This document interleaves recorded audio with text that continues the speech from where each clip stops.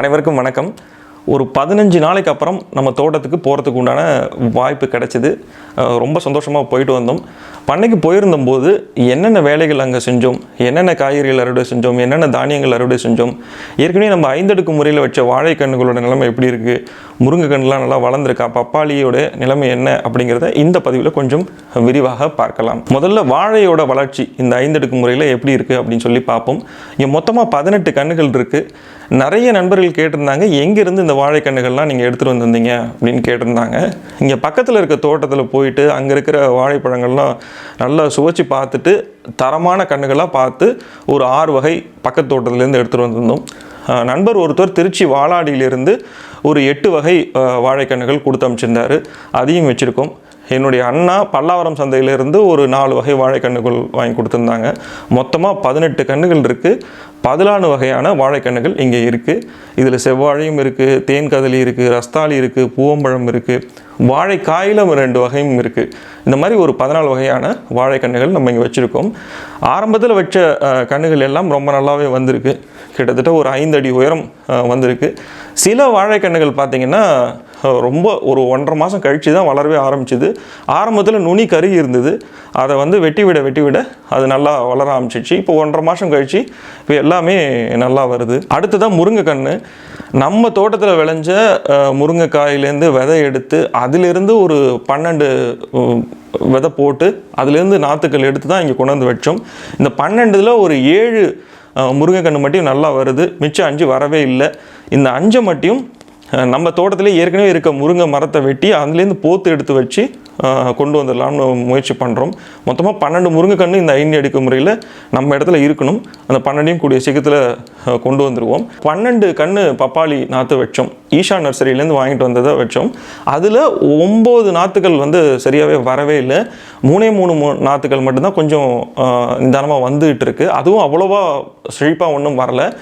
ஒரு 10 மாதத்துக்கு முன்னாடி நான் ஒரு ஈஷா நர்சரி கோயம்புத்தூர்லேருந்து வாங்கிட்டு வந்த அந்த நாற்றுக்கள்லாம் ரொம்ப நல்லாவே வளர்ந்துருச்சு. இப்போ எல்லாமே காய்க்கவே ஆரம்பிச்சிச்சு.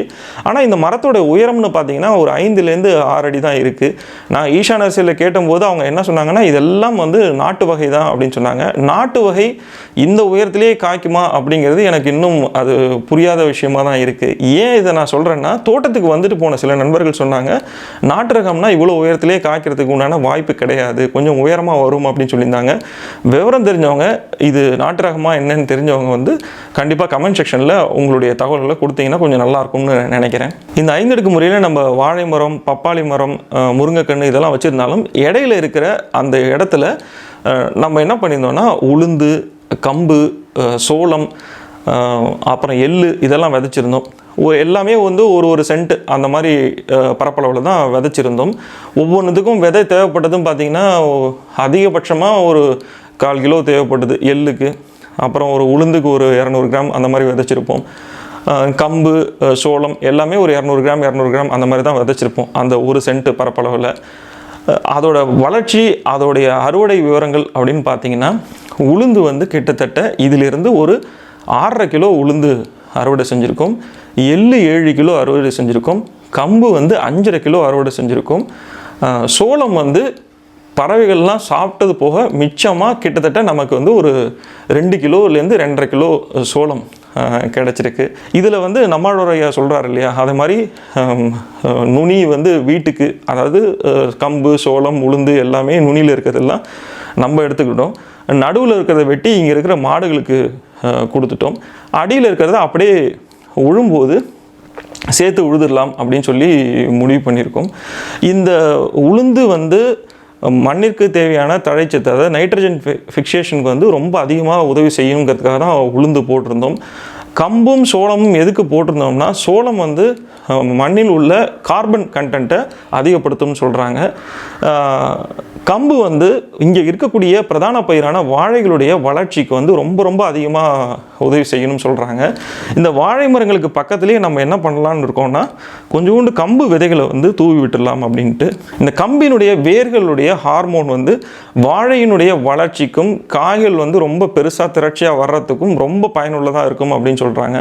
அதனால் வாழைக்கு பக்கத்தில் கொஞ்சம் கொஞ்சம் கம்பு தூவி விட்டுடலாம் அப்படின்னு சொல்லி முடிவு பண்ணியிருக்கோம். இந்த கம்பு, சோளம், எள்ளு இதெல்லாம் விளைவிக்கிறதுக்கு நம்ம என்ன பராமரிப்பு செஞ்சோம் அப்படின்னு பார்த்தீங்கன்னா, பெரிய அளவில் ஒன்றும் பராமரிப்பு இல்லை.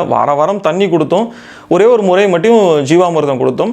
எள்ளுக்கு எதுவுமே கொடுக்கல. தண்ணி ஒரே ஒரு முறை கொடுத்தது மட்டும்தான் பண்ணோம். வேற எந்த ஒரு சிறப்பான நடவடிக்கையும் செய்யவே இல்லை. அதுக்கு இந்த அறுவடை பண்ண கம்பாக இருக்கட்டும், சோளமாக இருக்கட்டும், உளுந்தாக இருக்கட்டும், இதெல்லாம் வந்து கடைசி பொருளாக, அதாவது உளுந்தாவோ அப்படியே எல்லாவோ கடைசியாக கைக்கு வர்றதுக்கு வந்து நிறைய பெரிய ப்ராசஸ் இருக்குது.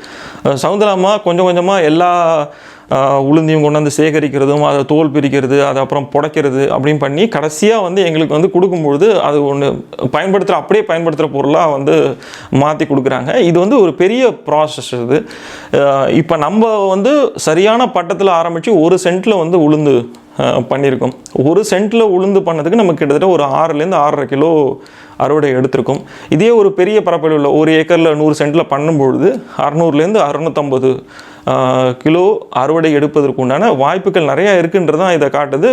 ஒரே ஒரு விஷயம் என்ன பார்க்கணுன்னா, அந்த பட்டம், அந்த பராமரிப்பும் சரியாக இருந்ததுன்னா இந்த விளைச்சல் அறுவடை எடுப்பதற்குண்டான வாய்ப்புகள் நிறையாவே இருக்குன்னு தான் அதை சொல்லுது. நம்ம தோட்டத்துலேருந்து அறுவடை பண்ண கம்பு வச்சு கம்பு தோசை, கம்பங்கூழ் இதெல்லாம் செஞ்சு சாப்பிட்டாச்சு. அது சாப்பிடும்போது ரொம்ப ஒரு சந்தோஷம். ஏன்னா நம்ம தோட்டத்துலேருந்து வந்ததுங்கிற அந்த ஒரு சந்தோஷம் வந்து எங்களுக்கு ரொம்ப ஜாஸ்தியாகவே இருந்தது. இந்த தோட்டத்தில் 5 அடுக்கு முறையில் இப்போ இங்கே இருந்த சோளம், கம்பு இதெல்லாம் எடுத்தாச்சு. இப்போ மீதி இருக்கிற இடத்துல நல்ல இடத்த உழுதுட்டு அதுக்கப்புறம் இந்த ஆடிப்பட்டம் பொழுது நிலக்கடலை பயிரிடலாம் அப்படின்னு சொல்லி ஒரு முடிவில் இருக்கும். இதில் தனித்தனியாக நிறைய பயிர்கள் பண்ணாமல் நிலக்கடலை மட்டும் பண்ணலாம் அப்படின்னு சொல்லி முடிவு பண்ணியிருக்கோம். அது சம்மந்தமான தகவல்களை வரும் பதிவுகள் கண்டிப்பாக கொடுக்குறேன். இந்த வாரம் தோட்டத்துக்கு வந்திருந்த பொழுது ஒரு 15 நாள் வர முடியாதனால பக்கத்து தோட்டத்தில் வேலை செய்கிற அண்ணா வச்சு, அண்ணா நீங்கள் நம்மக்கிட்ட இருக்கிற ஒரு பகுதியில் வந்து மேட்டுப்பாத்தி எடுத்து வச்சுருங்க, மேட்டுப்பாத்தி எடுத்து வச்சிட்டிங்கன்னா நாங்கள் வர்ற அன்றைக்கி அங்கே காய்கறி விதைகள் போட்டலாம் அப்படின்னு சொல்லியிருந்தோம். அவரும் அழகாக 3 அடி அகலம், 1 அடி உயரம், ஒரு மேட்டுப்பாத்திக்கும் இன்னொரு மேட்டுப்பாத்திக்கும் கிட்டத்தட்ட 2 அடி இடைவெளி விட்டு ஒரு 10 மேட்டுப்பாத்திகள் வந்து போட்டு வச்சுருந்தாங்க. நம்ம கிட்ட இருக்கிற பவர் வீடர் பயன்படுத்தி தான் இந்த மேட்டுப்பாத்தி போட்டிருக்காங்க. பவர் வீடர் பயன்படுத்தி மேட்டுப்பாத்தி போட்டிருந்தாலும் இந்த உயரத்தை வந்து அவங்க வந்து மண்வெட்டி வச்சு தான் அதை சரி பண்ணியிருக்காங்க. 2 மேட்டுப்பாத்திக்கு உள்ள இடைவெளி அப்படின்னு பார்த்தீங்கன்னா 2 அடி விட்டுருக்கும். இதுக்கு 2 காரணம் இருக்குது. ஒன்று, வாய்க்கால் பாசனமாக தண்ணி விடனாலும் இதை பயன்படுத்திக்கலாம். இன்னொன்று, நம்ம போயிட்டு அறுவடை பண்ணுறதுக்கு அந்த செடியை பராமரிப்பு செய்வதற்கும் கொஞ்சம் நமக்கு கொஞ்சம் இடவசதி இருந்தால் நல்லாயிருக்கும் அப்படிங்கிறதுனால அந்த மாதிரி பண்ணிட்டோம். அந்த மேட்டுப்பாத்தியில் நம்மக்கிட்ட இருக்கிற தொழு உரம் இருக்கு இல்லையா, அதை வந்து நல்லா பரப்பி விட்டுருங்கண்ணா அப்படின்னு சொல்லி ஒரு 2 நாளைக்கு முன்னாடியே சொல்லியிருந்தோம். அந்த அண்ணாவும் அழகாக ஒவ்வொரு பாத்தி மேலேயும் அந்த தொழு உரத்தை வந்து தூவியிருந்தாங்க. இந்த முறை விதைகள் வந்து சகஜா சீட்ஸ்லேருந்து தான் வாங்கியிருந்தேன். விதைகள் போடுறதுக்கு முன்னாடி விதை நேர்த்தி இந்த முறை நம்ம செய்யலை. விதை நேர்த்தி செய்யலைன்னா கூட இந்த விதைகளுடைய காலாவதி தேதி என்ன இருக்குது அப்படிங்கிறத ரொம்ப கவனமாக பார்த்துக்கிட்டேன். ஏன்னா காலாவதியான விதைகளை போடும்பொழுது அதோடைய வளர்ச்சி நல்லாவே இருக்காதனால காலாவதி ஆகிடுச்சா இல்லையா அப்படிங்கிறத மட்டும் பார்த்துக்கிட்டு அதுக்கப்புறம் விதைகள் போடலாம் அப்படின்னு முடிவு பண்ணியிருந்தோம். இந்த முறை வெண்டை விதைகள் போட்டிருக்கோம், கொத்தவரை போட்டிருக்கோம், அவரைக்காய் போட்டிருக்கோம். இந்த வெண்டைக்கு வந்து எந்த பட்டமும் கிடையாதுங்கிறாங்க. கொத்தவரையும் அவரையும் இந்த பட்டத்தில் வந்து போடலாம் அப்படின்னு சொல்லியிருந்தாங்க. அதனால் அந்த இதை முயற்சி செய்யலாம் அப்படின்னு சொல்லிட்டு ஒரு விதைக்கும் இன்னொரு விதைக்கும் குறுக்கு வாட்டத்தில் பார்த்திங்கன்னா 3 அடி இடைவெளி விட்டுருக்கும். கிட்டத்தட்ட ஒரு 50 வெண்டை விதைகள் போட்டிருக்கோம்.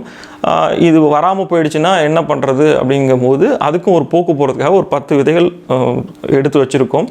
அவரைக்காயும் கிட்டத்தட்ட ஒரு 25 செடி விதைகள் போட்டிருக்கோம். கொத்தவரங்காயும் ஒரு 25 விதைகள் போட்டிருக்கோம். இதோடைய வளர்ச்சி அறுவடை எப்படி இருக்கும் அப்படிங்கிறத போக போக நான் சொல்கிறேன்.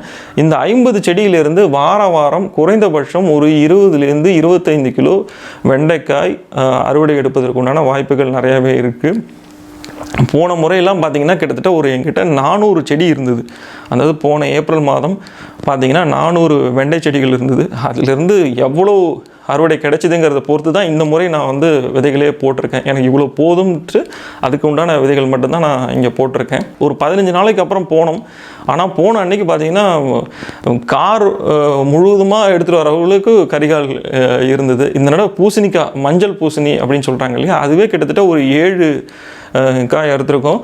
அந்த 7 காயிலையும் பார்த்திங்கன்னா ஒரு காய் எடையும் பார்த்திங்கன்னா 2லேருந்து 4 கிலோ வரையும் எடை இருந்தது. நல்ல பெரிய பெரிய காய்களாக இருந்தது. 7 காய்கள் மஞ்சள் பூசணி அறுவடை செஞ்சுருக்கோம். சுண்டைக்காய் நம்மக்கிட்ட ஒரு 6 சுண்டைக்காய் செடி இருக்குது. வாரம் வாரம் இதிலிருந்து கிட்டத்தட்ட 1.5 கிலோலேருந்து 2 கிலோ சுண்டைக்காய் வந்து அறுவடை எடுத்துகிட்ருக்கோம். கத்திரிக்காயும் ரொம்ப நல்லா விளைச்சல் இருந்தது. கிட்டத்தட்ட ஒரு 4 கிலோ கத்திரிக்காய் அறுவடை பண்ணியிருக்கோம். இங்கே வந்து கிட்டத்தட்ட ஒரு 15 செடி இருக்குது. அதெல்லாம் தப்பு விதைகளாக விழுந்த கத்திரிக்காய் செடிகள் தான். அதிலிருந்து ஒரு 4 கிலோ அறுவடை எடுத்திருக்கோம்.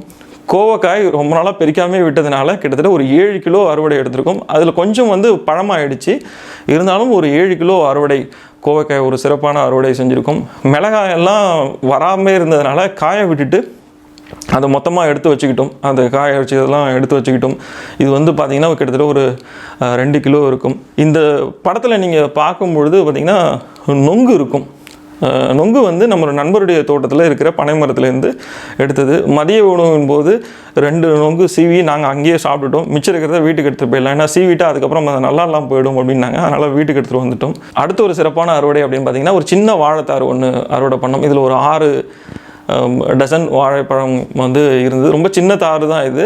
நான் இந்த வாரம் 2 தார் அறுவடை பண்ணலான்னு இருந்தேன். ஆனால் இன்னொரு தார் வந்து ஒரு 15 நாள் கழித்து தான் அது கிடைக்கும் அப்படின்ட்டாங்க. அதனால் அதை விட்டுட்டு ஒரு தாரை மட்டும் அறுவடை பண்ணிட்டோம். இந்த வாழை கன்றுகள்லாம் வந்து என்னுடைய நண்பருடைய வீட்டிலேருந்து எடுத்துகிட்டு வந்து வச்சது. ஒரு 10-12 மாதத்துக்கு முன்னாடி கொண்டு வந்து வச்சது. இப்போதைக்கு பார்த்திங்கன்னா ஒரு 15லேருந்து 20 நாளைக்கு ஒரு வாழைத்தார் வந்து நான் அறுவடை செஞ்சிட்ருக்கேன். அதுவே பக்க கன்றுகள் வந்துட்டுருக்கு. அதுவாக வருது. நம்ம ஒன்றும் பராமரிப்பும் ஒன்றும் பெருசாக செய்கிறதில்ல. இது இந்த வாரத்தினுடைய அறுவடை விவரங்கள். இது கூடவே கம்பு, உளுந்து, சோளம், எள்ளு எல்லாமே அறுவடை பண்ணி எடுத்துகிட்டு வந்திருக்கோம். அவ்வளோதாங்க இந்த பதிவு. இந்த பதிவை பற்றி உங்களுடைய கருத்துக்கள் ஏதாவது இருந்ததுன்னா கண்டிப்பாக கமெண்ட் செக்ஷனில் சொல்லுங்கள். நீங்களும் இது மாதிரி ஏதாவது ஒரு சிறப்பான அறுவடையை எடுத்திருக்கீங்க அப்படின்னு நினச்சிங்கன்னா அதையும் எங்களோட பகிர்ந்துக்கணும்னு நினச்சிங்கன்னா கமெண்ட் செக்ஷனில் சொல்லுங்கள். மீண்டும் ஒரு பதிவில் சந்திக்கிறேன். அதுவரை உங்களிடமிருந்து விடைபெறுவது ராம்குமார்.